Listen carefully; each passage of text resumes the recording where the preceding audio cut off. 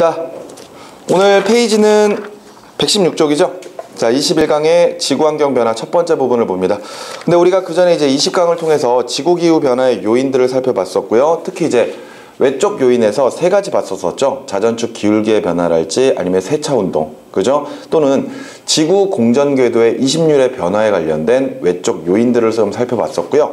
그 다음에 이제 내적 요인 같은 경우에는 좀 읽어보라고 이야기를 좀 했었을 겁니다. 그런데 특히나 이제 좀 제일 큰 이제 좀 문제가 바로 이제 외적 변화 요인, 외적인 요인이 조금 문제에서 좀 심도 있게 좀 다뤄지는 편이거든요. 그렇기 때문에 자전축의 기울기가 변화된다, 또는 세차 운동이 일어나서 자전축의 방향이 바뀐다. 그런 내용들을 정확하게 좀 구별 지을 줄 알아야 되고요. 그 다음에 이제 이심률이 커진다, 작아진다. 그런 것들도 좀 잘 기억을 해두셨으면 좋겠습니다.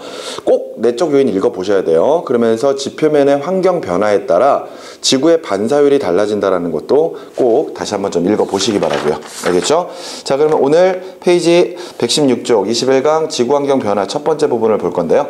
자, 말 그대로 우리가 앞서 이제 살펴봤었던 외적 요인이나 또 내적 요인에 따라 지구에 일어날 수 있는 여러 가지 환경 변화들을 좀 살펴볼 겁니다.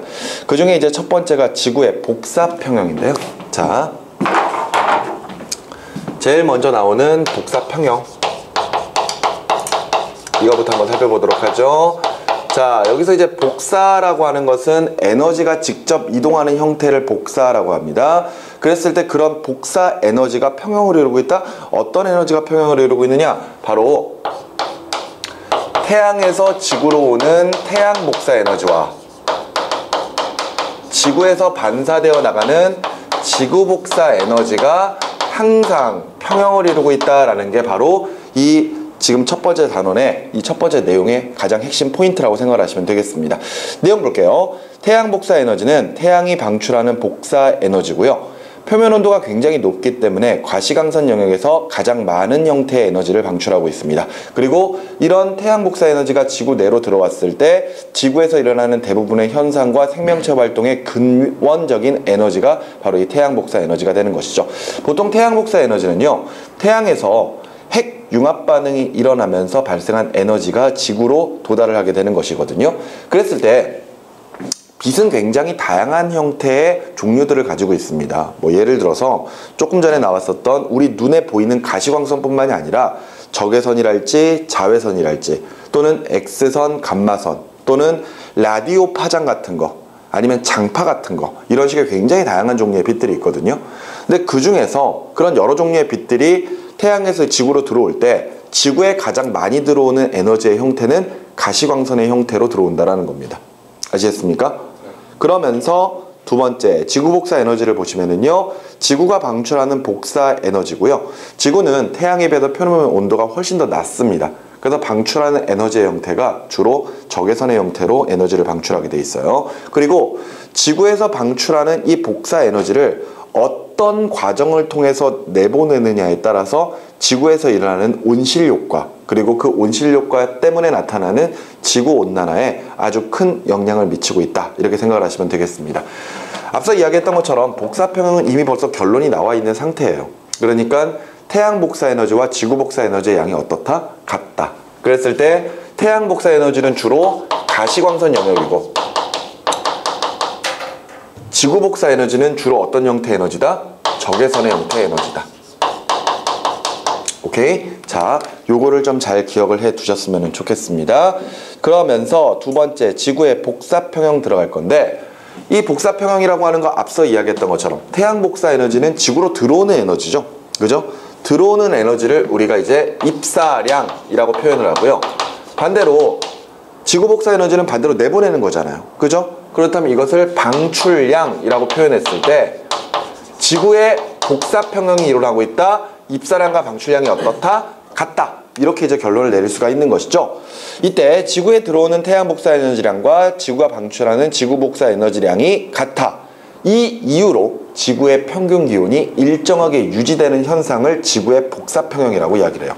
들어오는 에너지랑 나가는 에너지가 서로 같으니까 그 결과로 지구의 평균 기온이 일정하게 유지가 될 수가 있다는 거죠. 알겠습니까? 자, 그런데 이때 이제 위도별 복사평형을 볼 건데, 지구 전체를 놓고 봤을 때는 들어오는 입사량과 나가는 방출량이 똑같습니다. 하지만 위도별로 봤을 때는, 위도별로는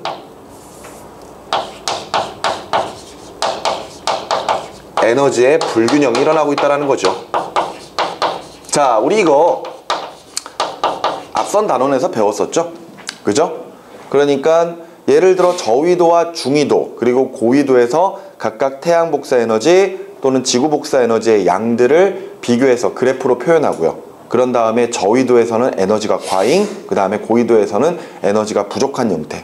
그래서 그 부족한 양의 에너지를 채워주기 위해서 저위도에 있는 에너지가 대기와 해수의 순환에 의해서 전달된다. 이런 거 배웠었을 겁니다. 기억나시죠? 그러니까 다시 한번 그래프를 그려보면 이렇게 그릴 수가 있을 거예요. 예를 들어 요 지점 정도를 위도 0도, 저위도 정도라고 보고요. 그 다음에 여기를 한 30도, 그 다음에 여기를 위도 한 60도 이 정도로 이렇게 봤을 때 태양 복사 에너지는 저위도에서 고위도로 갈수록 이렇게 줄어들죠. 줄어듭니다. 이게 태양 복사 에너지예요. 그런데 지구 복사 에너지도 역시 저위도에서 고위도로 갈수록 줄어드는데 이런 그래프가 나타나죠. 이게 이제 지구 복사 에너지. 자, 그랬을 때 저위도 지역은 입사량이 방출량보다 많기 때문에 요만큼 에너지 과잉이 일어날 거고요. 반대로 고위도에서는 요만큼 입사량보다 방출량이 많기 때문에 에너지가 부족한 현상이 벌어질 겁니다. 그래서 앞서 이야기했던 것처럼 대기와 해수의 순환에 따라 남는 에너지가 저위도에서 고위도로 이동을 할 수가 있는 거죠. 그지? 다시 한번 이제 정리를 해본다면은 거기에 나와 있는 것 그대로 보죠. 저위도 지방은 흡수하는 태양 복사 에너지량이 방출하는 지구 복사 에너지량보다 많아 에너지가 남고요.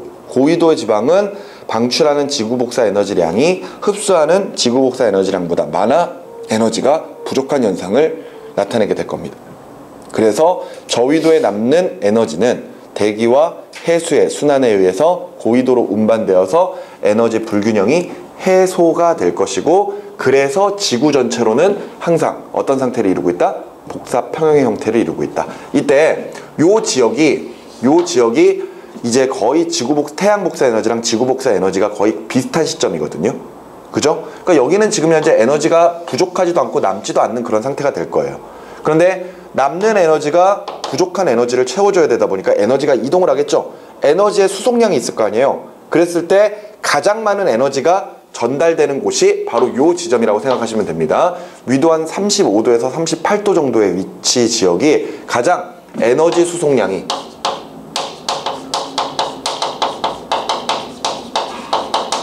최대다. 알겠습니까? 요거까지 정리를 해 두시면 되겠습니다. 그런데 이제 많은 학생들이 그 이후에 나오는 이제 지구 온난화를 보면서 이 복사 평형을 또 헷갈리기 시작을 하는데요. 예전에도 선생님이 한번 이야기를 한 적이 있습니다. 근데 지금 이 이야기 잘 들으셔야 돼요. 우리는 앞서 지구의 복사 평형에 대해서 배웠었습니다. 그러면서 결과적으로 입사량과 방출량이 같기 때문에 지구의 평균 기온이 어떻다? 일정하다. 이렇게 이야기를 했었습니다. 맞죠? 그런데 이런 복사평형이라고 하는 것은 지구에서 어떠한 일이 일어난다고 하더라도 항상 복사평형이 유지가 되고 있다는 것을 머릿속에 먼저 기억을 하셔야 돼요. 아시겠습니까? 그러면서 그 아래 보시면 이제 지구온난화가 나와 있죠. 지구온난화. 딱 이름만 들어도 알 수 있습니다. 지구온난화는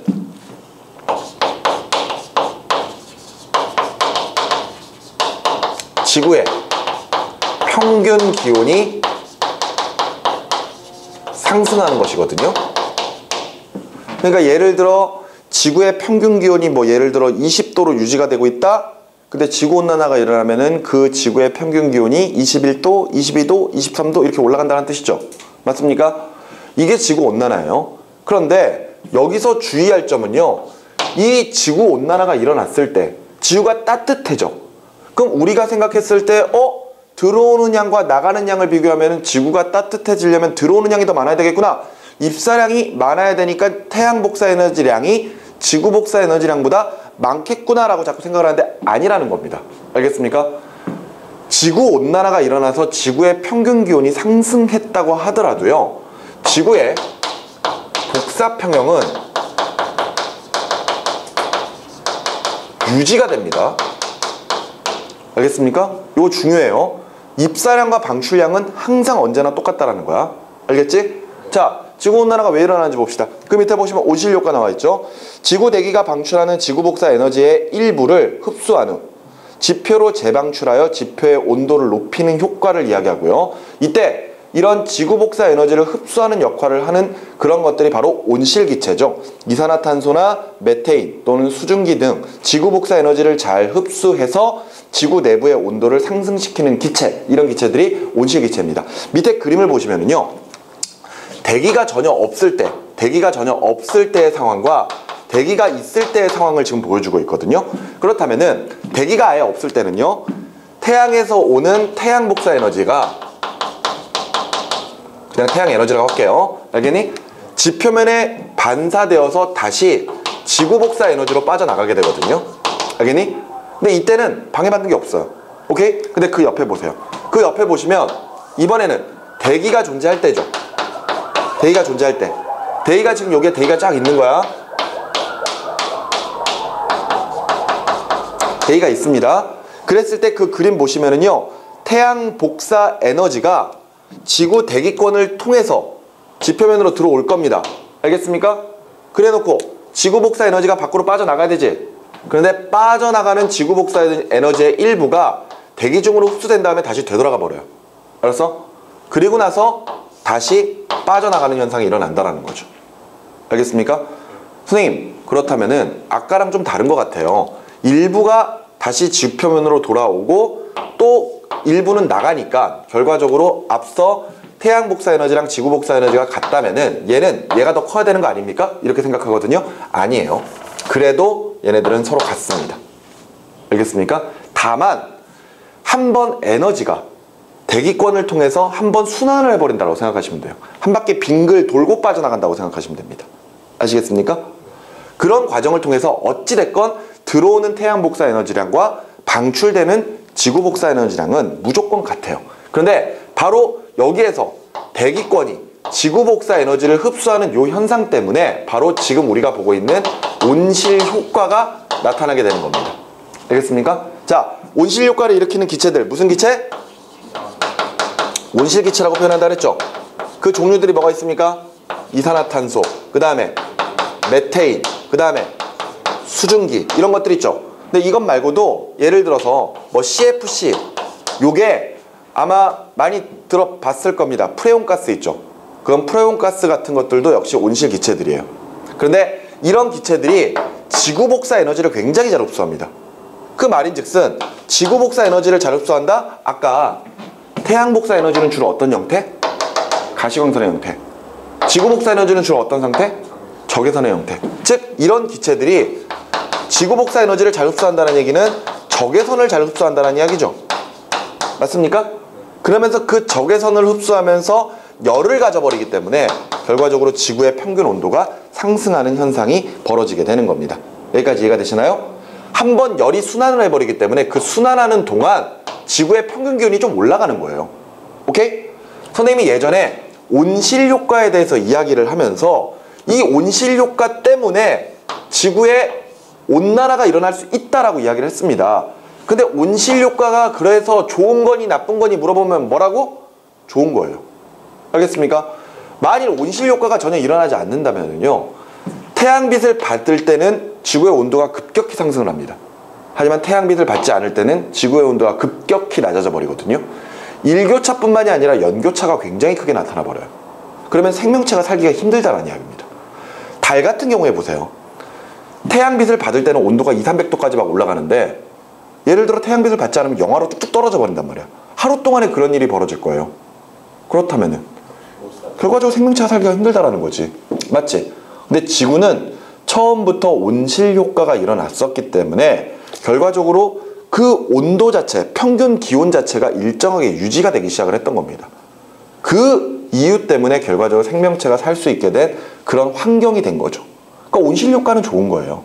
다만 온실 효과가 심하게 일어나서 지구가 더욱더 온난화 됐을 때가 문제가 되는 겁니다. 여기까지 이해가 되십니까? 그래서 밑에 지구온난화 보세요.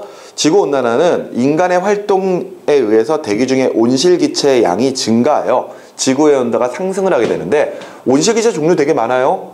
근데 특히 문제가 되는 온실기체가 바로 요 이산화탄소입니다. 이산화탄소는 주로 화석연료의 연소 때문에 주로 일어나죠. 화석연료의 연소. 발생량이 증가하죠.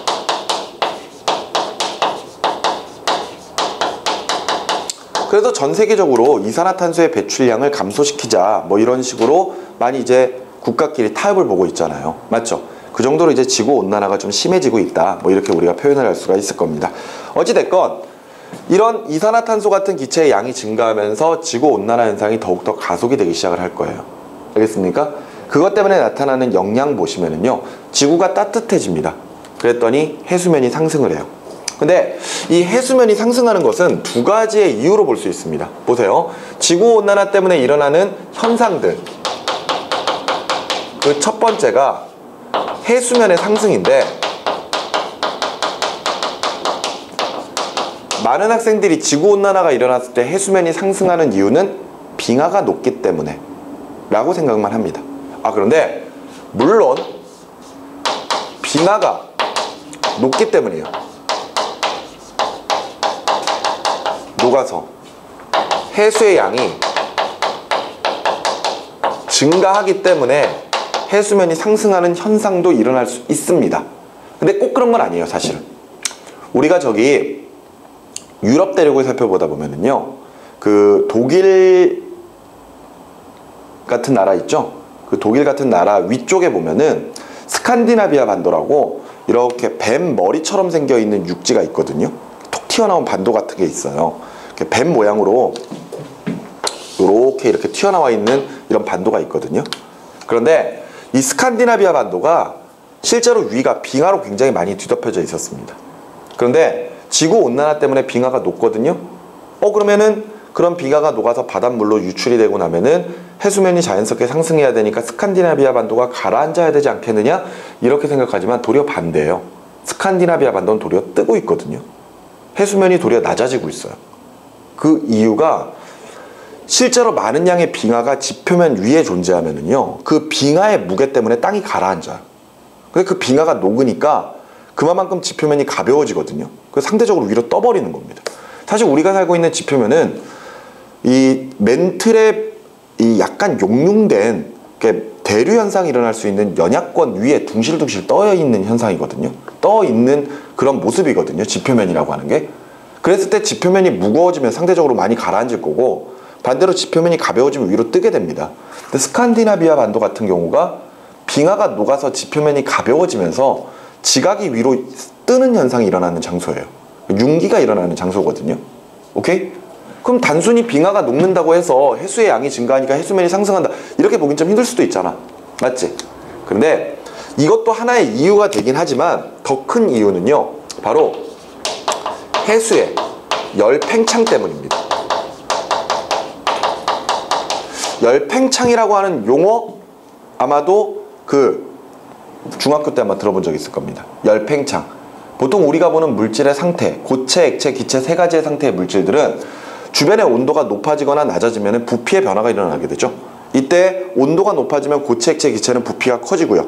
반대로 온도가 낮아지면 고체, 액체, 기체의 부피가 작아지는 현상이 벌어진단 말이에요.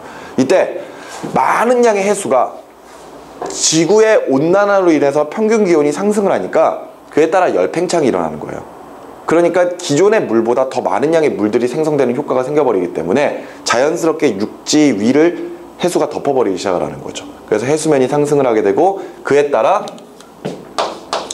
육지 면적의 감소가 일어나게 될 겁니다.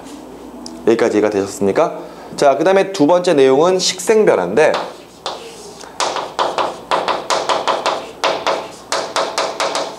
식생이라고 하는 게 뭘까요? 식생. 이게 뭘까? 살고 있는 동식물들을 이야기하는 거야. 알겠니? 이때 동식물의 서식지가 고위도로 상승하고 한류성 어종이 감소한다라고 되어 있거든요. 자, 식생변화. 살고 있는 동식물이 점점 살고 있는 지역을 저위도에서 고위도로 바꿉니다. 왜? 옛날에 저위도처럼 따뜻한 지역에 살고 있던 녀석들이 있었을 거 아니야. 맞지? 그런데 점점 지구온난화가 일어나니까 저위도가 온도가 너무 더워지는 거야.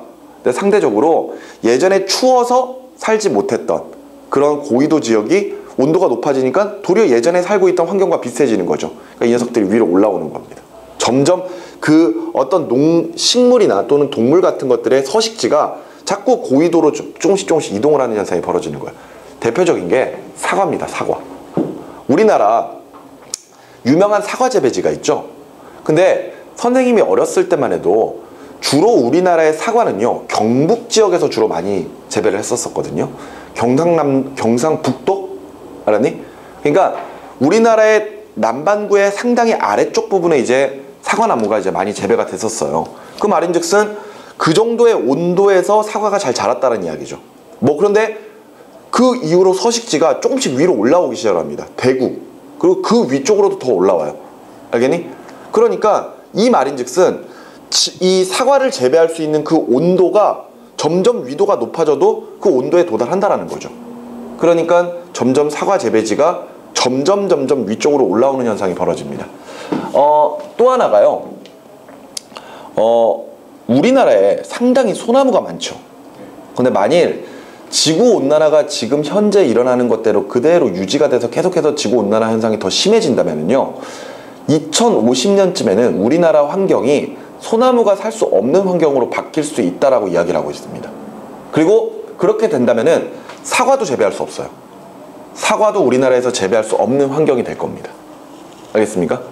그러니까 결과적으로 우리나라에서는 사과가 나지 않는 나라가 될 거고, 도리어 지금 현재 우리가 알고 있는 열대 과일들 있죠.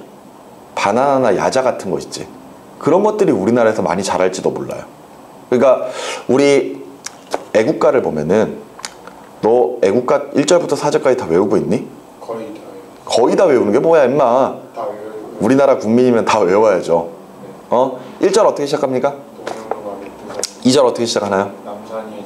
3절, 가을하늘 공활한데 4절. 이기성과 그렇죠. 그렇게 해서 각각 1, 2, 3, 4절이 있는데 2절을 보면은 남산 위에 처소나무 이렇게 시작을 하잖아요. 근데 만일 앞서 이야기했던 것처럼 지구온난화가 가속이 돼버린다면요, 2050년 이후에 태어난 아이들, 그쯤에 태어난 아이들은요, 우리나라 애국가의 2절을 이해를 못하는 거죠. 남산 위에 처소나무, 저걸 이해를 못하는 겁니다. 왜? 소나무가 없거든. 그죠? 도리어 남산 위에 저 야자나무 이래야 될지도 모른다는 거예요. 그러니까 그 정도로 점점 식생, 그러니까 동식물들이 살고 있는 서식지 자체가 점점 저위도에서 고위도로 올라가고 있다는 거죠. 그러면서 우리가 아까 앞에서 해수를 보면은 차가운 바닷물과 따뜻한 바닷물이 있었죠. 난류와 한류가 있었잖아요. 따뜻한 바닷물 난류, 차가운 바닷물 한류가 있었잖아요. 근데 각각의 난류와 한류에는 그 따뜻한 바닷물과 찬물에 살고 있는 각각의 물고기들이 있거든요. 그래서 난류성 어종, 한류성 어종 이렇게 구별을 한단 말이에요.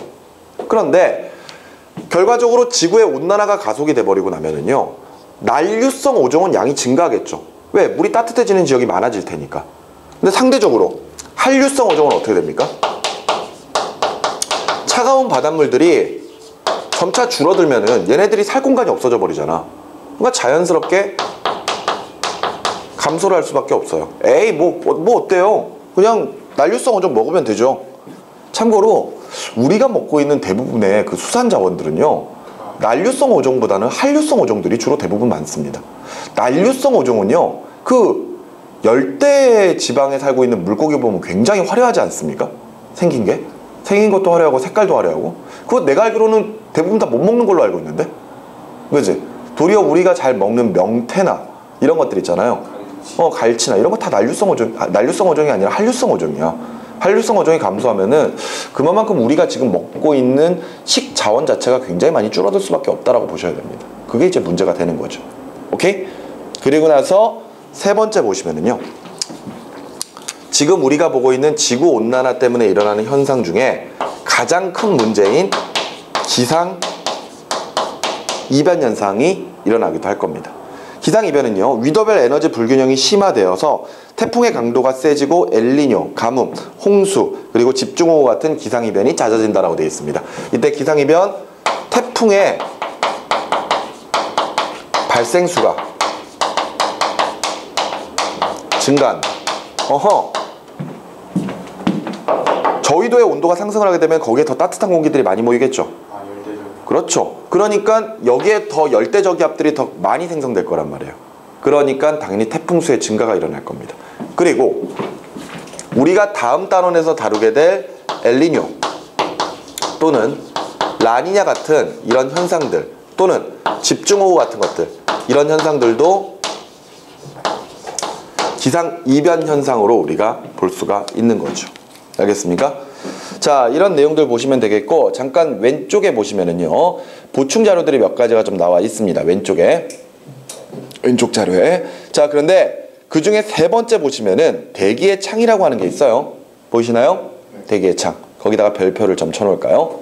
자, 우리 아까 복사 평형에서 태양에서 오는 에너지의 대부분은 가시광선의 형태로, 그 다음에 지구에서 방출하는 에너지는 주로 적외선의 형태로 각각 존재한다라고 이야기를 했습니다. 맞죠? 자, 그랬을 때 대기의 창이 무엇이냐? 설명 보세요. 지구의 대기는 가시광선 영역은 잘 흡수하지 못하고 대부분 통과를 시키지만 X선, 자외선 또는 적외선 등의 영역은 잘 흡수를 해버립니다. 따라서 적외선 영역의 지구 복사 에너지는 대기에 잘 흡수가 될 것이고요. 이건 선생님이 설명해 드렸던 거죠. 그죠? 온실기체들이 주로 적외선을 잘 흡수한다니까. 오케이? 자, 그러나 모든 파장의 지구 복사 에너지가 대기에 흡수되는 것은 아니고 8에서 13나노미터 정도의 파장은 우주로 빠져나가게 되는데 이를 대기의 창이다 라고 부른다고 되어 있죠. 자, 거기에 있는 그래프를 보시면은요, 에너지의 세기와 파장에 관련된 그래프가 나와 있습니다. 자, 에너지의 세기 그리고 파장 이렇게 돼 있죠. 그러면서 지금 현재 하나의 그래프가 지금 현재 이렇게 그려져 있는 그래프가 보이실 거예요. 이렇게 그려져 있는 그래프. 이 그래프는 지구에서 방출되는 에너지들이라고 생각하시면 됩니다. 지구에서 방출되는 다양한 파장의 에너지들. 오케이? 그런데 이때 2에서부터 8 정도까지 2에서부터 8 정도까지 여기 지점은요, 지금 현재 우리가 알고 있는 온실기체 중에서 H2O 수증기나 또는 이산화탄소에 흡수되는 에너지들입니다. 이 정도가. 알겠습니까? 그 말은 지금 현재 빨간색 선만큼의 에너지들을 방출하고 있는데 그 중에 지금 노란색만큼의 에너지들을 얘네들이 흡수를 해버린다는 거예요. 이해가 되나요? 그러면은 결과적으로 지구에서 에너지들을 내보낼 때 2에서부터 8나노미터 정도의 에너지들은 빠져나갈 수 있다 없다? 없다라는 거잖아요. 여기까지 이해가 됩니까? 그런데 그 이후에 한 13 정도에서부터 그 이후로 13 정도부터 그 이후로 쭉 가는 에너지들은 또다시 다른 형태의 또다시 얘네들이 흡수가 되잖아요. 그지? 또다시 얘네들이 H2O나 또는 CO2에 의해서 역시 흡수가 돼버리잖아요. 맞죠? 그럼 여기에 있는 에너지도 빠져나갈 수 있다 없다? 없다. 그죠? 그런데 8에서부터 13 정도의 나노미터 정도의 파장을 가지고 있는 에너지들은 지금 현재 주로 흡수하는 대기들이 존재하지 않거든요. 그 말은 지표면에서 이렇게 에너지들을 우주 공간으로 방출할 수가 있다는 거죠. 맞지? 그래서 이 부분을 우리가 대기의 창이라고 표현하는데, 이 대기의 창이 어떻게 우리에게 이용이 되느냐? 우리 전파망원경 같은 거 쓰는 경우 있잖아요. 전파망원경. 우주 공간으로 지표면에다가 설치를 한 다음에 우주 공간으로 전파를 쏴가지고 그 전파들이 우주 공간을 지나가다가 어딘가에 부딪혀가지고 반사되어 되돌아 나오는 경우, 그것을 다시 수신을 해가지고 그것을 영상으로 만든 다음에 그것을 우리가 화면으로 보는 망원경, 그런 망원경이 전파망원경이거든요. 그럼 전파망원경을 예를 들어서 지표면에다가 설치를 한다면은요, 그 우주망원경에서 보내는 전파들이 우주 공간으로 빠져나가야 될 거 아니에요. 맞죠? 그런데 2에서부터 8 또는 13에서 그 이후의 파장들을 가지고 있는 그런 전파들을 전파망원경이 쏜다면 밖으로 나갈 수 있을까 없을까요? 없겠죠. 대부분 다 흡수가 되거나 아니면 기껏해야 나갔다고 하더라도 다시 되돌아오면서 또 흡수가 돼버릴 테니까.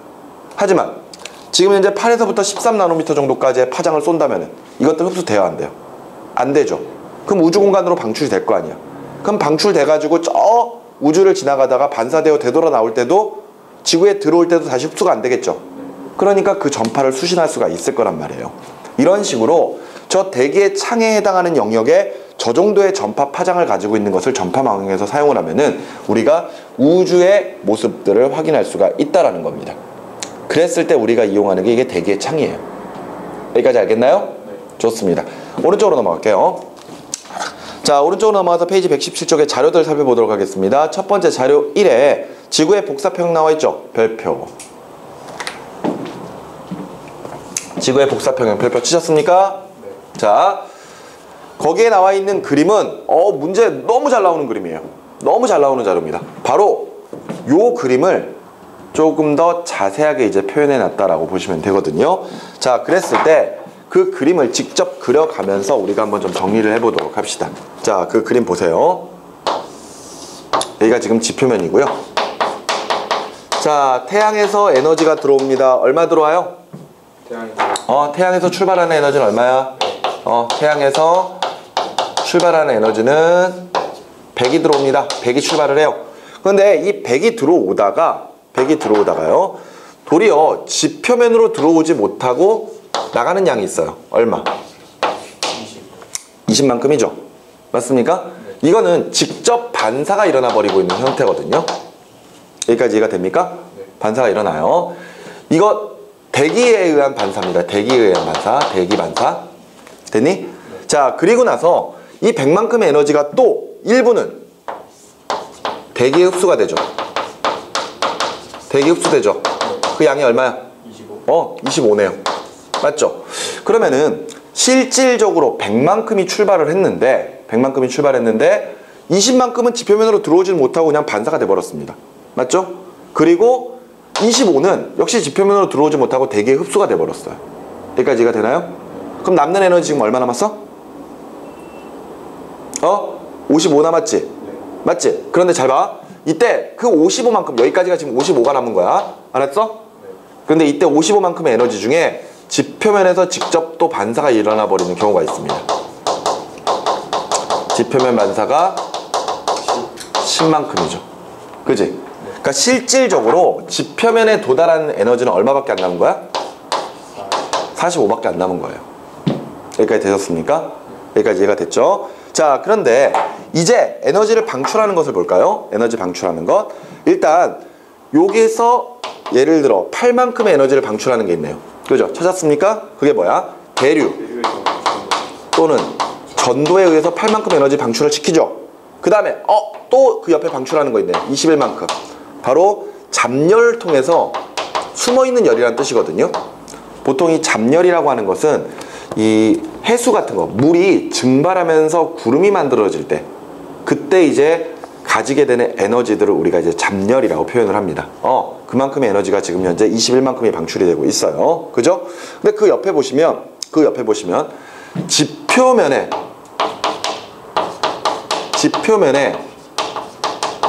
지구 복사 에너지가 적혀 있거든요.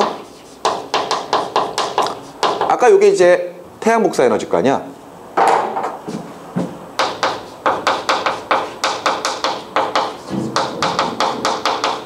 태양 복사 에너지가 지금 100이라는 거잖아요. 맞지? 그럼 잘 봐. 그런데 여기 보면은 지표면의 복사 에너지가 얼마입니까? 100, 얼마야? 104야, 104. 알겠니? 104. 어라? 100이 넘어가 버렸네요? 맞죠? 그런데 그 104 중에 또다시 100만큼이 어떻게 되고 있어? 대기에 흡수가 되는 거야. 여기까지 무슨 말인지 이해가 됩니까? 그러면서 104 중에 100이 대기에 흡수가 됐다?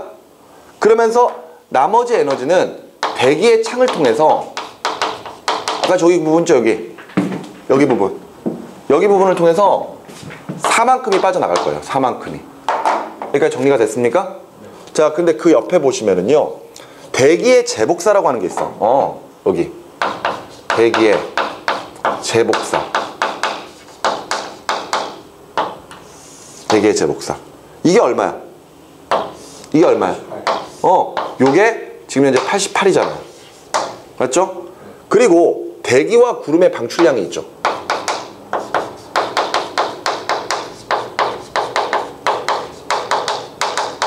대기와 구름 방출량 얼마? 66이지? 여기까지 됐습니까? 자, 지금 현재 나와 있는 자료들을 다 적어봤습니다. 지금 빨간색으로 표현한 것은 태양 복사 에너지고요. 노란색으로 표현한 것은 지구 복사 에너지입니다. 근데 또 하나 하얀색으로 지금 현재 대기의 재복사라고 하는 것까지 지금 현재 설명을 하고 있거든요. 맞죠? 그럼 잘 보세요. 자, 그 아래쪽에 있는 표를 좀 봐야 될 것 같은데 표, 거기 있는 표를 보면서 정리합시다. 자, 이건 지울게요. 이거 해석만 잘하면 돼. 알았지? 이게 되게 자주 나오는 그림이라고 이야기를 했는데 이게 항상 똑같이 나오는 건 아니거든요. 그러니까 비슷하게 문제가 나올 수 있어요. 비슷한 그림이 나올 수 있을 때 그 비슷한 그림을 보고 해석만 잘하면 됩니다. 알겠습니까? 거기에 보시면 우주, 지구, 지표, 대기가 각각 흡수하고 방출하는 양이 얼마인지가 나와 있어요. 보이시나요? 그죠? 그랬을 때 우주는 조금 이따가 하도록 하고요. 우주는 조금 이따가 하도록 하고 지구 보세요. 지구. 자, 지구의 흡수량과 방출량을 좀 생각해 보겠습니다. 지구야, 지구. 무슨 말인지 알겠니? 자, 지금 여기 있는 에너지 중에 지구가 흡수하는 에너지는 과연 얼마가 있을 것인가? 오케이? 보면은 태양 복사 에너지가 100이 들어왔어요. 20 반사되고 25 흡수되고 또 지표면 반사돼 버리고. 그랬더니 얼마 들어왔어? 얼마 들어왔어? 45 들어왔지? 그렇다면은 지구가 흡수하는 양은 일단 45만큼이 있습니다. 근데 저것만 있을까요? 저것만 있을까? 아니라는 거야. 왜냐하면은 지금 현재 지표면뿐만이 아니라 대기에서도 이때 흡수되는 양이 있거든요. 이때 태양 복사 에너지가 들어왔을 때 25만큼이 대기가 흡수를 하잖아요. 맞지?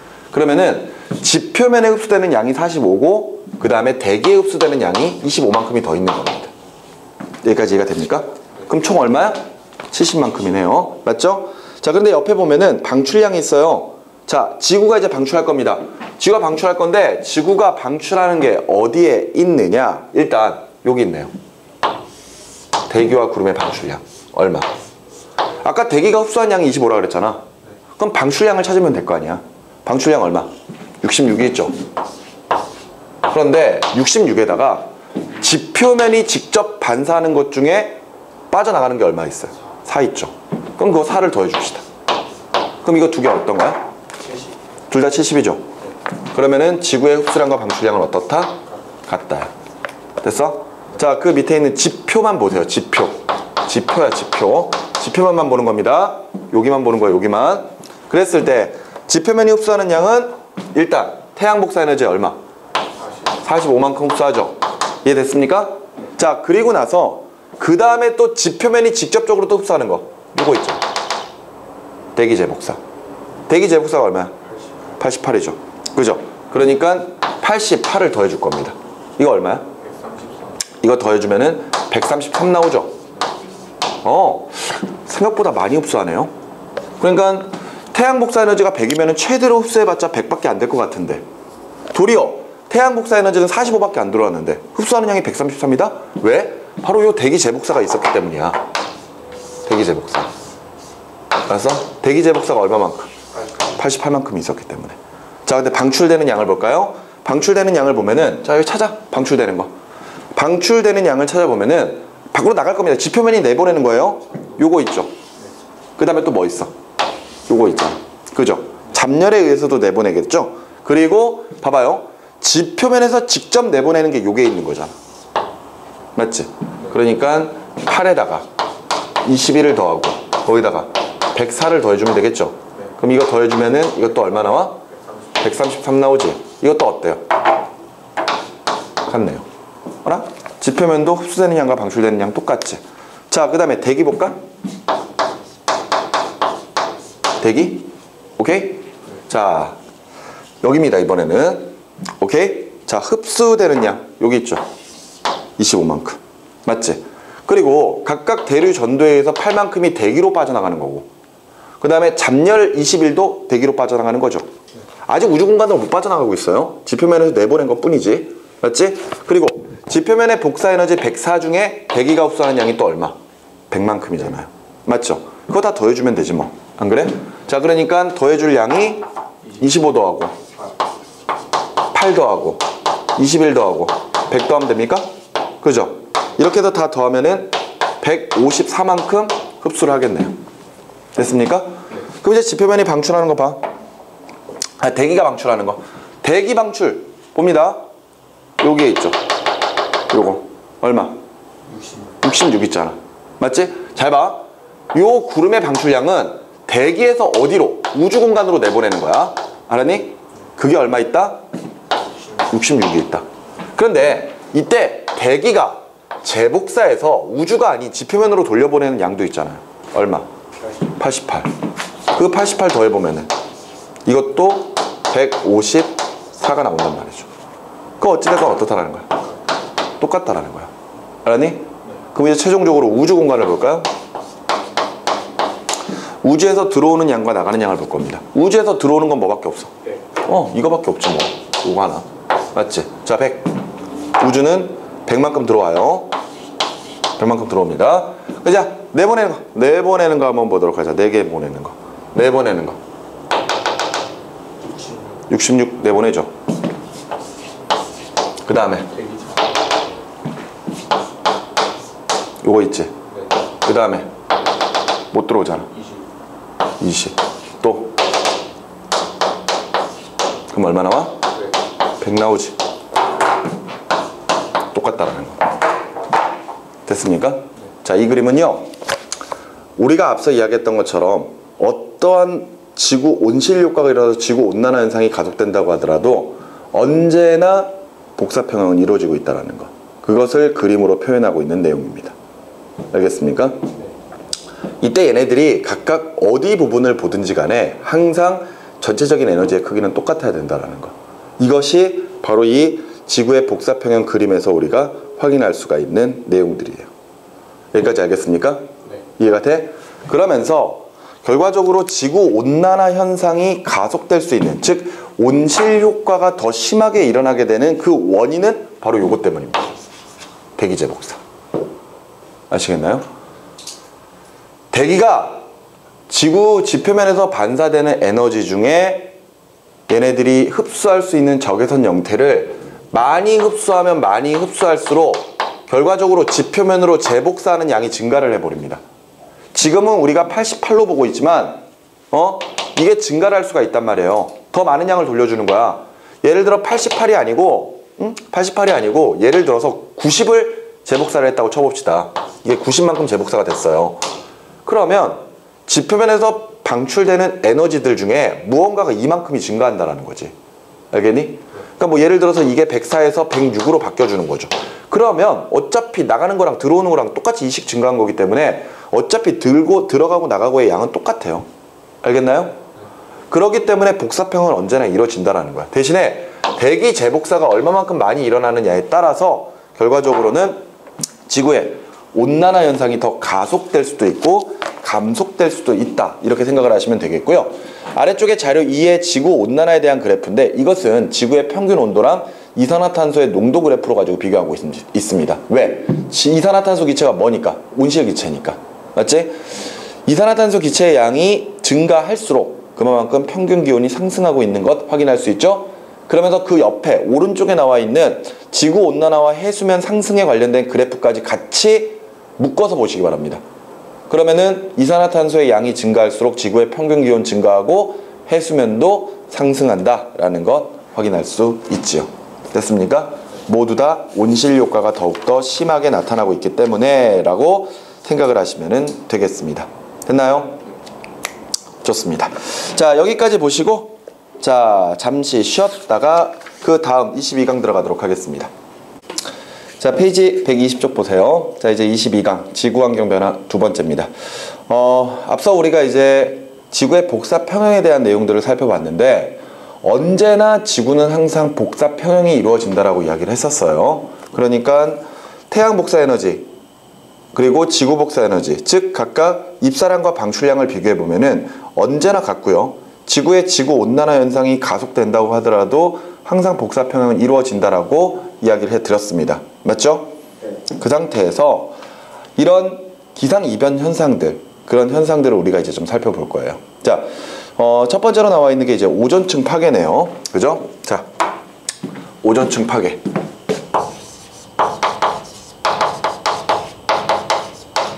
자, 오존층이 어떤 역할을 하고 있죠? 그거 지구 온도 유지.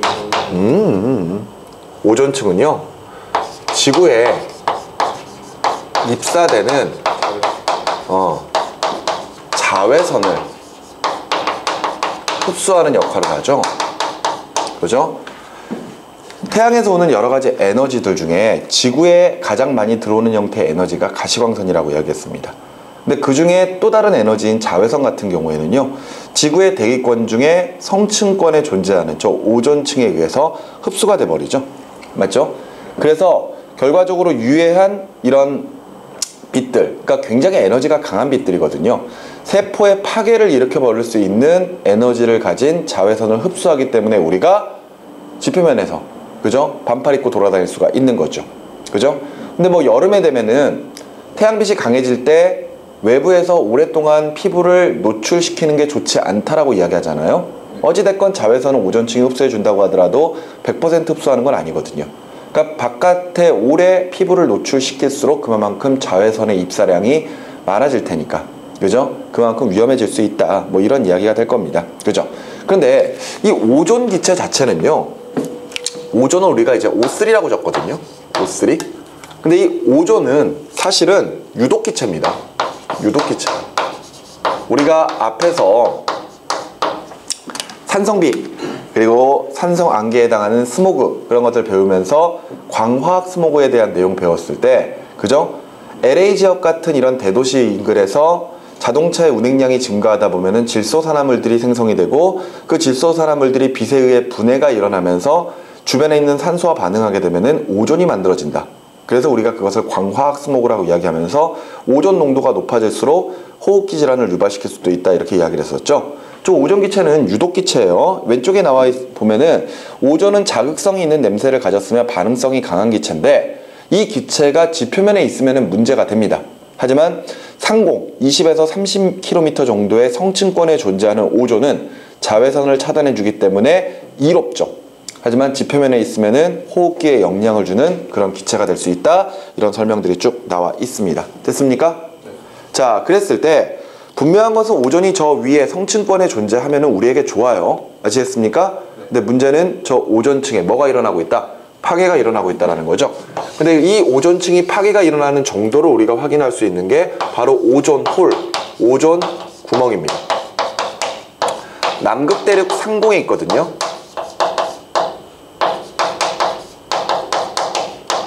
남극 대륙의 상공에 이런 식의 오존층이 다른 주변 지역보다 농도가 낮아서 꼭 구멍이 뚫린 것처럼 보이는 것을 우리가 이제 오존 구멍이라고 표현을 합니다. 그래서 매년 이제 오존 구멍을 크기를 조사를 해요. 그래서 오존 구멍의 크기가 커졌다 이러면은 전체적으로 오존의 농도가 감소했기 때문에 자외선의 투과량이 증가했을 것이다, 이렇게 판단하게 되는 것이고요. 반대로 오존 구멍이 작아진다면은 그만큼 오존 농도가 짙어졌다, 이렇게 이제 생각할 수가 있겠죠. 근데 문제는 1979년 이후로부터 2009년까지 계속해서 조사한 바로는 오존 구멍의 크기가 계속해서 커지고 있는 게 문제가 되는 거죠. 알겠습니까? 자, 그런데 이 오존층의 파괴 주 원인이 무엇이냐? 거기에 나와 있는 것처럼 파괴의 주범은 염화 플로리나 탄소, 우리가 표현하는 CFCS 또는 할론 기체가 되는데, 우리가 그냥 이런 것들을 다 묶어서 그 원인은 보통 프레온 가스 때문이다, 이렇게 많이 이야기를 하고 있습니다. 이 프레온 가스의 일종의 거기에 나와 있는 것처럼 염화 플로린과 탄소 그리고 또는 할론 기체 같은 것들이 포함되어 있다고 생각하시면 돼요. 그래서 그냥 CFCS CFS 뭐 이렇게 적기도 하고 CFC 이렇게 적기도 합니다. 알겠죠? 자, 그런데 이게 왜 이런 일이 발생을 하게 되느냐? 왜 원인 물질이 됐느냐? 일단 요 프레온 가스부터 먼저 좀 이해를 해야 될 것 같은데, 이 프레온 가스는요, 인간이 만들어낸 기체입니다. 그런데 처음에 이제 존재하지 않던 저 프레온 가스를 만들어냈는데, 당시의 프레온 가스는요, 신의 물질이라고 칭할 정도로 굉장히 각광받는 그런 기체였어요. 그러니까 이 프레온 가스가 어떤 성질을 가지고 있냐면은 주변 물질과 반응을 하지 않습니다. 너무 안정해요. 너무 안정한데 이 프레온 가스가 냉각제로 사용되면 굉장히 좋았습니다. 무슨 이야기냐면요, 우리가 예를 들어서 냉장고나 또는 에어컨 같은 이런 냉방기구에, 그죠? 차갑게 만들어야 되는 기구에 기체 같은 것들을 주입을 해가지고 기체가 액체로 바뀌었다가 액체가 기체로 바뀌었다가 이런 식으로 상태 변화가 일어나면서 열이 흡수되고 방출되는 것을 이용을 하거든요. 특히나 기체에서 액체로 상태 변화할 때 주변에 있는 열을 흡수한단 말이에요. 그랬을 때 만약 프레온 가스를 냉장고나 또는 에어컨 같은데 그런 냉매제 기체로 사용을 하게 되면은 그 내부에서 저 프레온 가스가 기체에서 액체로 바뀌면서 냉장고 내부 또는 에어컨 내부에서 많은 열들을 흡수를 해버리거든요. 그렇기 때문에 그 내부가 굉장히 시원해질 수가 있는 거예요. 알겠습니까? 그러니까 프레온 가스는 실질적으로 너무 안정해요. 너무 안정한데 이 기체가 워낙 냉매제의 역할로 좋았기 때문에 처음 만들어지고 나서는 정말 각광받는 그런 기체였습니다. 신의 물질이라고 이야기를 했다니까. 그러면서 이 프레온 가스를 냉장고나 에어컨 같은 데 막 사용을 하기 시작을 하고요. 그 다음에 우리가 사용하는 스프레이 같은 것들 있죠. 스프레이가 내부에 있는 내용물을 기체의 압력으로 밀어내주는 거거든요. 그럼 그 안에 이제 기체를 채워줘야 될 거 아니에요. 그랬을 때 그 채워주는 기체로도 프레온 가스를 굉장히 많이 사용을 했었습니다. 왜? 안정하니까. 알았니? 그런데 이 프레온 가스가 안정하다라는 게 바로 우리 지표면 근처에서 안정하다라는 것이 나중에 밝혀지죠. 우리가 사용하는 프레온 가스는요, 실질적으로 지표면 근처에서는 굉장히 안정합니다. 근데 이런 프레온 가스 같은 것들이 저 위쪽으로 확산이 돼가지고 성층권까지 올라갑니다. 즉 오존층이 있는 곳까지 올라가게 되면은요, 이때 그 오존층에서 강한 자외선을 받거든요. 알겠니? 강한 자외선. 지표면엔 자외선이 많이 도달하지 않잖아. 맞지? 그런데 저 성층권 위까지 올라가서 오존층 근처까지 가버리면은요, 그때는 태양에서 오는 많은 자외선들이 있을 거 아니야? 이때 CFC, 저 프레온 가스가 자외선을 받게 되면은 염소 원자로 원자가 분리되어서 생성되는 것을 알게 됩니다. 알겠습니까? 거기 설명 볼까요? 염화 플로린 탄소가 성층권으로 올라가면은 자외선에 의해서 염소 원자를 방출한다라고 되어 있죠. 맞죠? 근데 문제는 프레온 가스에서 방출되는 요 염소 원자가 오존층 파괴의 주범이라는 겁니다. 이때 이 염소 원자가 오존 분자를 파괴하고 산소 원자와 반응하여 다시 염소 원자로 환원되며 환원된 염소 원자는 계속적으로 오존 분자를 파괴한다라고 되어 있죠. 이게 무슨 이야기냐면요, 이 오존이 O3거든요. 근데 O3가 염소 원자에 의해서 O2로 바뀌는 거예요. 그러니까 예를 들어서 2개의 오존 분자가 3개의 산소 분자로 바뀔 때 염소 원자가 그 반응에 관여를 하기 시작을 하는 겁니다. 여기서 염소 원자는요, 되게 웃기는 게 그 반응에 직접 참여는 안 해요. 그러니까 하나의 매개체가 되긴 하거든요. 그러니까 오존이 산소로 떨어질 때 이거잖아. 결과적으로 오존 분자가 산소 분자로 바뀌었다는 이야기는 거기에서 산소 원자가 이렇게 하나 떨어졌다는 이야기잖아. 요 산소 원자를 염소가 끌고 나와 버립니다. 알겠습니까? 염소가 끌고 나와 버리거든. 그런데 이렇게 끌고 나온 산소 원자들이 여러 개가 있으면 그 산소 원자들끼리 또 결합을 해서 산소 분자가 돼 버리는 거야. 그러면서 다시 염소 원자는 떨어지고요. 그러니까 우리가 봤을 때는 그냥 오존이 산소처럼 바뀌고 염소는 계속해서 거기에 덜렁덜렁 있는 것처럼 보이거든. 그런데 요 염소 때문에 바로 이런 반응이 일어나게 되죠. 그래서 이런 식의 염소 원자처럼 어떤 화학 반응에 직접적으로 참여해서 어떤 반응물이 생성물이 되는 것은 아니지만 그 반응에 도움을 주는 물질들을 우리가 촉매라고 하거든요. 촉매. 알겠니? 그래서 이 염소가 촉매제 역할을 하기 때문에 오존층의 파괴가 일어난다라고 생각을 하시면 되겠습니다. 알겠습니까? 뭐 전체적인 화학 반응식 같은 경우는 크게 신경을 안 쓰셔도 돼요. 알겠나요? 그러면서 오존층이 파괴되면은 지표면에 도달하는 자외선의 양이 증가를 할 수밖에 없겠죠. 맞습니까? 자외선의 양이 증가를 하게 되면은 광합성 기능의 저하나 면역 체계의 손상 또는 피부암 유발 또는 유전자 변형 등을 초래할 수도 있다라는 것이 문제가 되겠습니다. 여기까지 이해가 되시나요? 좋습니다. 이런 식으로 염소 원자가 결과적으로 저 오존층을 파괴하는 주된 원인이라는 거 그거 기억해 두시기 바랍니다. 알겠습니까? 저기 페이지 131쪽으로 잠깐 좀 넘어가 보도록 할게요. 페이지 131쪽으로 넘어가서 문제 중에 7번 문제를 좀 잠깐 보시기 바랍니다. 7번 문제 보시면은 그림 가는 남극대륙에 나타난 오존의 농도 변화를 쉽게 말하면은 이것이 앞서 봤었던 오존 구멍입니다. 그리고 나는 이러한 현상이 발생하는 과정을 모식적으로 나타낸 것이다 라고 되어 있는데요. 그 그림의 나를 잠깐 좀 보면은요. 거기에 염소 원자가 표현되어 있는 거 보이십니까? 염소 원자가 있는데 이 염소 원자가 오존이랑 반응을 해요. 그러니까 거기 있는 그림을 그려보면 이렇게 그릴 수 있거든. 오존이 있고 산소가 있고 맞지? 오존이 산소로 가는 과정에서 염소 원자가 여기에 관여를 하지. 맞지? 그래서 염소는 ClO 이런 형태로 바뀌어 나가거든요. 오케이? 근데 이게 끝나는 게 아니야. 맞지? 이게 끝나는 게 아니라 예를 들어 산소가 직접적으로 이 자외선을 받아가지고 또 산소 원자로 쪼개져 버리면은 이때 그 산소 원자가 이렇게 덜렁덜렁 돌아다니고 있을 때 요 염소 ClO가 다시 반응에 참여를 해버리는 거죠. 다시 반응에. 그러면서 산소 원자는 또다시 산소 분자로 바뀌는 겁니다. 알겠습니까? 그러니까 이 과정을 계속해서 반복을 해버린다고 생각하시면 돼요. 그러니까 염소 원자는 계속해서 남아서 촉매 작용을 하고 있는 거지. 오죽했으면 염소 원자 하나가 10,000개 이상의 오존 분자를 다 파괴를 시킨다고 이야기를 하니까요. 알겠습니까? 이게 이제 문제가 되고 있는 거예요. 여기까지 알겠나요? 이때 염소가 촉매 작용을 하고 있다는 것을 다시 한번 좀 기억을 해두시기 바랍니다. 다시 페이지로 넘어올게요. 120페이지로. 그 그림은 지금 이거 그냥 설명하기 위해서 잠깐 좀 봤었던 내용입니다. 참고로 지금 현재는 프레온가스를 사용할 수가 없게 되어 있어요. 알겠습니까? 프레온가스가 자외선에 의해서 염소 원자를 방출하고 이 염소 원자가 오존층을 파괴하는 주 원인 물질이라는 것이 밝혀지고 난 다음부터는 프레온가스의 사용을 전 세계적으로 금지를 시키거든요. 그래서 프레온가스를 대체하는 또 다른 기체들을 만들어냈습니다.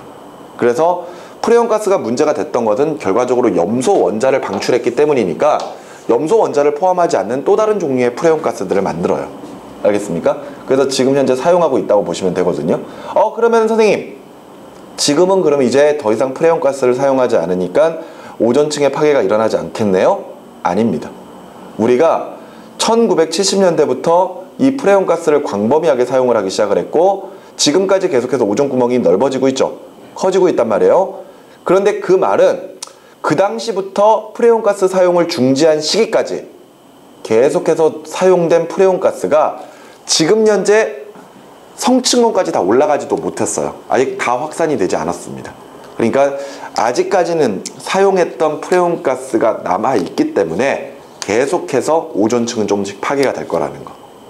알겠니? 다만 그 오존층이 파괴되지 않게끔, 더 이상 파괴되지 않게끔 그런 원인 물질들은 줄여야 되겠죠. 여기까지 이해가 되셨습니까? 자, 이런 내용으로 오존층 파괴를 보시면 되겠고요. 그 다음에 사막화는 읽어보시면 될 것 같습니다. 자연적인 기후변화나 인간의 활동에 의해서 사막의 면적이 넓어지는 현상이고요. 그 원인을 자연적인 요인으로 본다면은 대기대순환의 변화로 인한 극심한 가뭄과 건조화 현상. 이게 무슨 이야기냐면요. 일반적으로 우리가 알고 있는 대기대순환과 다른 어떤 순환이 일어나게 된다면요. 원래 비가 많이 오는 지역에 비가 안 오거나 그럴 수도 있는 거거든요. 그랬을 때 그런 지역에 사막화 현상이 일어날 수가 있다라는 거죠. 알겠습니까? 그리고 인위적으로는 사람이 산을 깎아버리는 거죠. 벌채를 한다거나 아니면은 방목을 한다든가. 그러니까 과잉방목이라고 하는 게 산 밀어버리고 양이나 뭐 그런 것들 키우는 거잖아요. 그런 것들 너무 많이 해도 문제가 될 거고요. 아니면은 그러니까 어떤 지역들을 개발하면서 그 지역에 있는 자연 환경들, 산림 같은 것들을 다 밀어버린다든가 그런 식이 결과적으로 지구의 사막화를 가속시키는 그런 원인이 될 겁니다. 그랬을 때 그 영향으로는요, 작물 재배 면적 및 수확량이 감소하고, 왜냐하면 사막이 늘어날수록 쓸모없는 토양들이 늘어나기 시작을 하는 거예요. 그리고 가축이 이용할 수 있는 초원이 감소하면서 황사의 발생 빈도도 증가할 수밖에 없겠죠. 여기까지 되셨습니까? 네. 자, 이거 읽어보시면 되죠. 그런 다음에 황사는 우리가 앞에서 한번 다뤘었던 내용이죠. 그제? 중국이 대규모로 사막화가 일어나게 되면서 점점 많은 그런 모래먼지 같은 것들이 우리나라로 이렇게 넘어 들어오는 현상들. 그랬을 때 선생님이 예전에 황사할 때 이런 것들 이야기했거든요.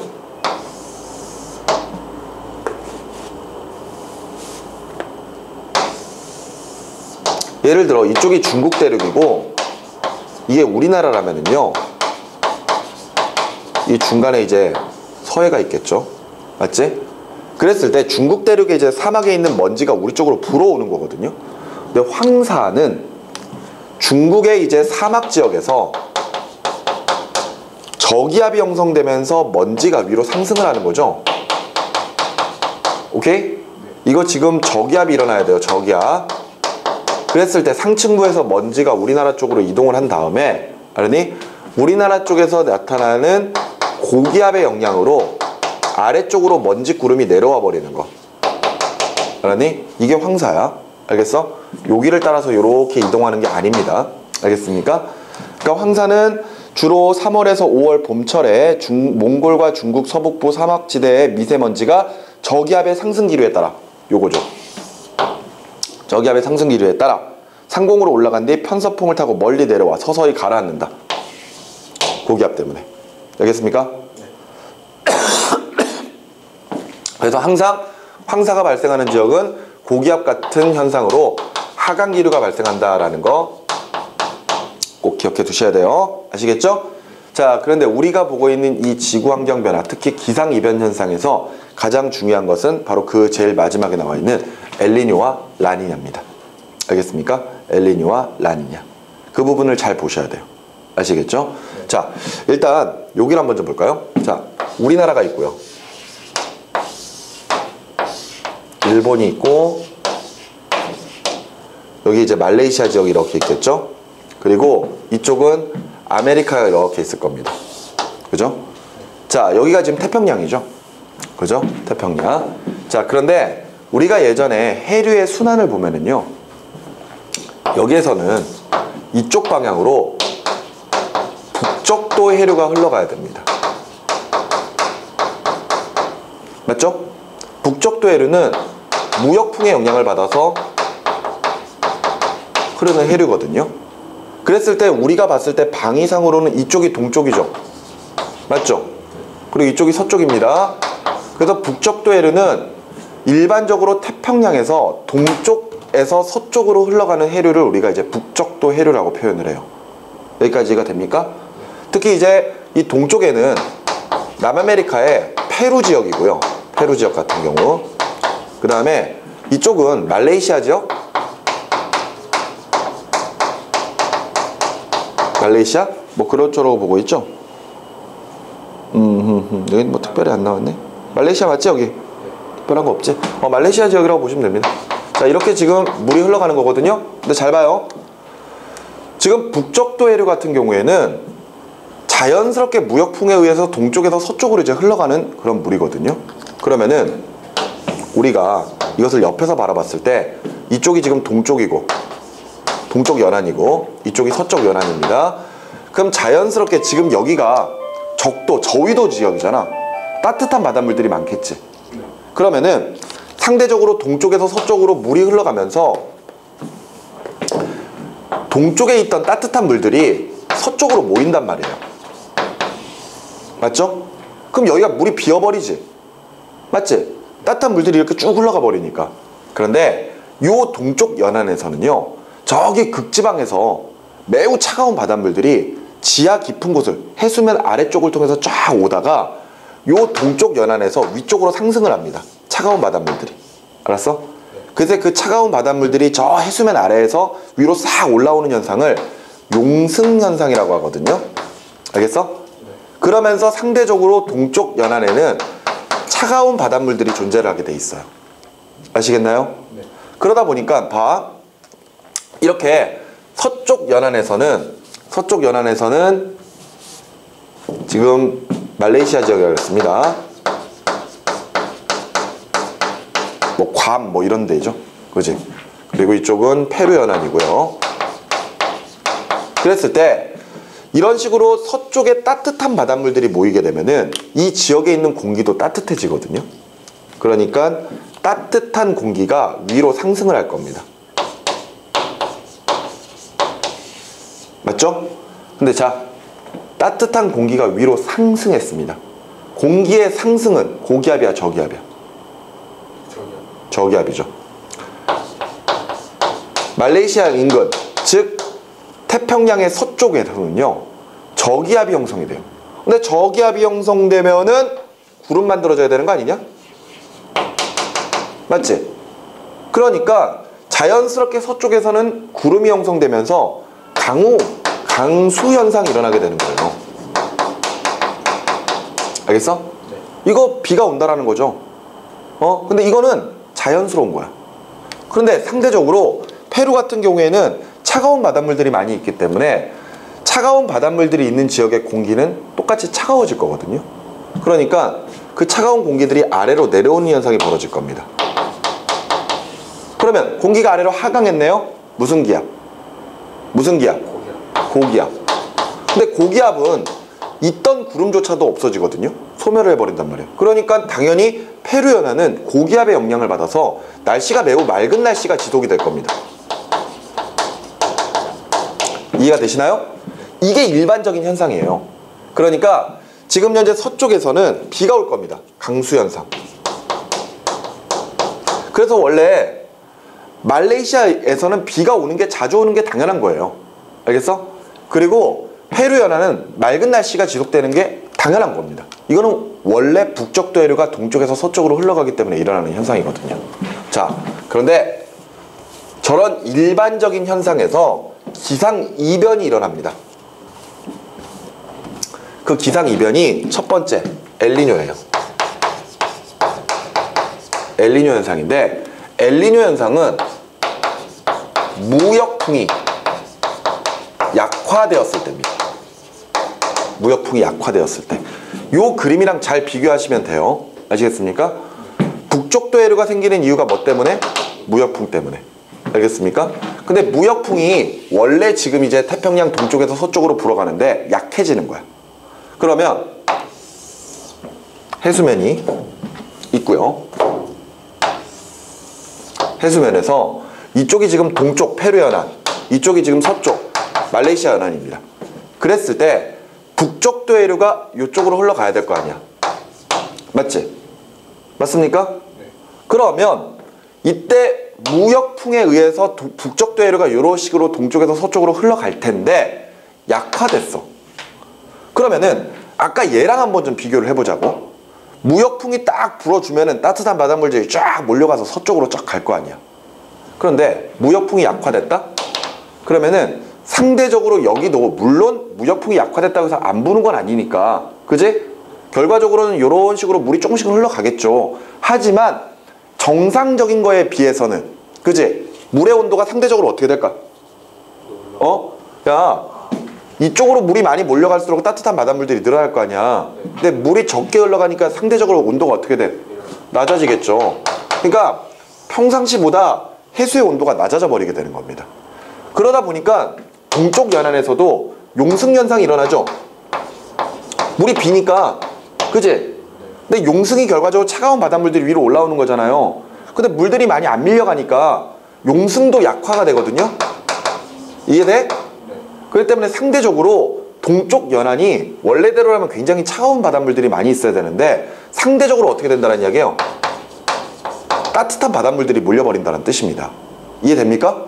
그럼 원래대로라면은 서쪽에서는 따뜻한 바닷물들이 있으니까 공기의 상승이 일어나야 돼요. 하지만 지금 현재 차가운 바닷물들이 있지. 그렇기 때문에 공기의 아래쪽에 하강이 일어나 버리는 거야. 무슨 기압? 고기압이죠. 반대로 동쪽 연화는 원래대로라면은 차가운 바닷물에 의해서 고기압이 형성이 돼야 되는데 상대적으로 따뜻해져 버리니까 공기의 상승이 일어나겠지. 무슨 기압? 아유, 아, 저기요. 저기압이 형성이 돼버려야 된단 말이에요. 여기까지 이해됩니까? 원래 말레이시아는 비가 와야 돼. 알았어? 그런데 고기압이 형성이 돼버리는 거지. 그 말인즉슨 비가 안 와. 알았어? 강수 현상이 일어나지가 않는 거죠. 그러면 어떻게 될까요? 원래 이 사람들 비가 좀 자주 오는 지역에 있는 사람이었어. 근데 강수 현상이 줄어드는 거잖아. 비가 덜 와버리는 거잖아요. 그럼 어떻게 될까요? 가뭄 같은 것들이 들겠지. 무슨 말인지 이해가 되니? 가뭄이 들 거야. 가뭄 같은 현상이 일어나겠죠. 이해가 됩니까? 원래 비가 많이 오는 지역이었는데 그 비조차도 안 와버리면 가뭄이 들겠죠. 그런데 페루에는 어떨까요? 원래 비가 안 오는 지역이거든? 맑은 날씨가 지속돼야 되는데 저기압이 형성되니까 구름이 만들어져 버리네? 그죠? 도리어 강수 현상이 일어나 버리는 거야. 원래 뭐 비가 안 오진 않았겠죠. 근데 비의 양이 증가를 해버리는 거지. 알겠니? 그러다 보니까 원래 있어서는 안 되는 뭐 집중호우 같은 것들이 일어난다든가 또는 홍수 같은 것들이 발생하는 현상, 이런 것들이 바로 지금 우리가 보고 있는 엘니뇨입니다. 알겠습니까? 엘니뇨의 주된 이유는 뭐 때문에? 무역풍의 약화 때문에. 원래 불던 무역풍이 약해지니까 물이 잘 흘러가지 못하는 거야. 그렇기 때문에 저런 현상이 벌어져 버리는 거죠. 여기까지 이해가 됩니까? 이해돼? 그런데 저 엘니뇨랑 반대되는 현상이 있어요. 그게 바로 라니냐거든. 라니냐는 무역풍이 또 다른 이유에 의해서 강화되었을 때 더 강해진 거야. 알겠어? 그랬을 때 일어나는 현상입니다. 뭐냐면은 원래 물이 이쪽으로 흘러가죠. 그죠? 이쪽이 동쪽, 이쪽이 서쪽. 이해가 됩니까? 근데 원래 무역풍 때문에 북쪽 대류가 흘러가는데 그 무역풍이 너무 강해지는 거야. 그러니까 평상시에 물보다 더 많이 흘러가 버리겠지. 그러면 이쪽 원래대로 따뜻한 물들이 많이 모일 텐데 너무 따뜻한 물들이 많이 모이는 거야. 그러니까 앞서에 비해서 훨씬 더 강력한 저기압이 형성되는 거죠. 반대로 이쪽은 용승 현상이 어마어마하게 많이 일어나겠지. 그러니까 상대적으로 굉장히 차가운 바닷물들이 모여서 굉장히 강한 고기압이 형성이 되는 겁니다. 그러다 보니까 여기는 원래 비가 부슬부슬 자주 오는 지역이거든요. 그런데 너무 강한 저기압이 형성이 되다 보니까 여기서 집중호우가 발생을 하는 거예요. 그래서 홍수가 나버리는 거지. 알겠니? 반대로 여기 원래 날씨가 맑아. 너무 강력한 고기압이 형성되니까 너무 오랫동안 날씨가 맑은 거죠. 그럼 어떻게 될까요? 가뭄이 들겠죠. 됐습니까? 이런 현상이 바로 엘니뇨와 라니냐예요. 됐나요? 이때 동태평양과 서태평양 구별 잘 하셔야 됩니다. 원래대로 이런 현상이 일어나고 있었고 무역풍이 약화되면은 바뀌어요. 반대로. 맞죠? 그런데 라니냐가 발생하면 무역풍이 강화되면서 원래 있던 현상이 더 심하게 나타나 버립니다. 이게 우리가 보게 되는 가장 대표적인 기상 이변 현상이다라고 보시면 되겠습니다. 이해되셨나요?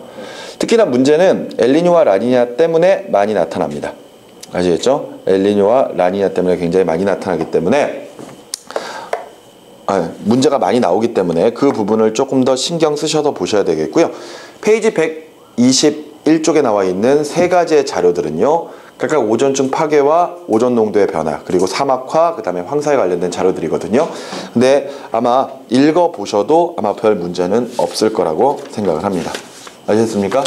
이렇게 해서 22강까지에 대한 내용들을 선생님이 쭉 설명을 해드림으로써 결과적으로 3단원이 마무리가 됩니다. 알겠습니까?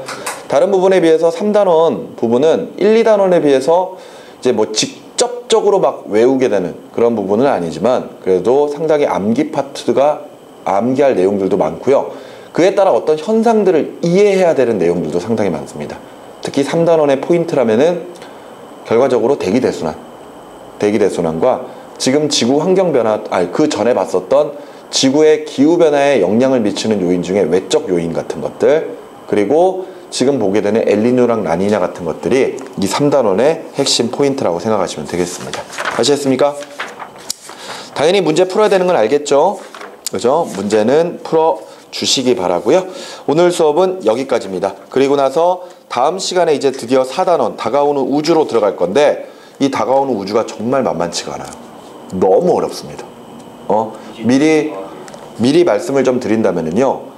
지금 지구과학을 선택해서 공부하고 있는 학생들 중에서 나중에 수능을 봐서 1등급을 맞느냐 2등급을 맞느냐를 결정짓는 요소가 바로 이 다가오는 우주라고 생각하시면 됩니다. 정말로 내용이 어려우면서 그 다음에 그 상황 자체를 직접적으로 3차원적인 그림을 통해서 이해를 하셔야 돼요. 그렇기 때문에 미리 좀 말씀을 드리는 거거든요. 뭐 솔직히 말해서 겁을 준다고 생각을 해도 좋습니다. 근데 그렇게 이야기를 들어도 전혀 이상하지 않은 단원이에요. 오죽했으면은 우리가 과학에서 뭐 지구과학 1이 있고 지구과학 2가 있다. 이제 각각 물화생지는 모두 다 1, 2 과목이 있는데 원래 상대적으로 1 과목보다는 2 과목이 어려워야 되는 것은 맞거든요. 실질적으로 2 과목에서 1 과목에서 다루지 않았었던 내용들과 함께 왜 그런 현상들이 벌어졌는지 그 원론적인 내용부터 시작을 해버리기 때문에 상당히 어려운 게 맞습니다. 근데 지금 현재 많은 학생들이 지구과학 1과 지구과학 2를 각각 준비를 하고 있다면요. 도리어 학생들이 지구과학 1보다 지구과학 2가 더 쉽다고 이야기를 해요. 그 이유가 바로 요 지구과학 1에 포함되어 있는 다가오는 우주, 바로 우리가 보통 표현하는 천체라고 하는 요 부분이 옛날엔 지구과학 2였는데 지구과학 1으로 내려옴으로써 상대적으로 난이도가 바뀌었다라고 보통 학생들이 많이 느끼고 있는 것 같습니다. 물론 2가 만만치는 않아요. 하지만 어찌됐건 그만큼 이야기를 들을 정도로 이 4단원 다가오는 우주가 굉장히 어렵다라는 거, 그것들을 좀 잘 기억을 해 두시고 다음 시간에 찬찬히 한번 진행을 해보도록 하겠습니다. 아시겠죠? 자, 오늘 수업 여기까지입니다. 수고했어요.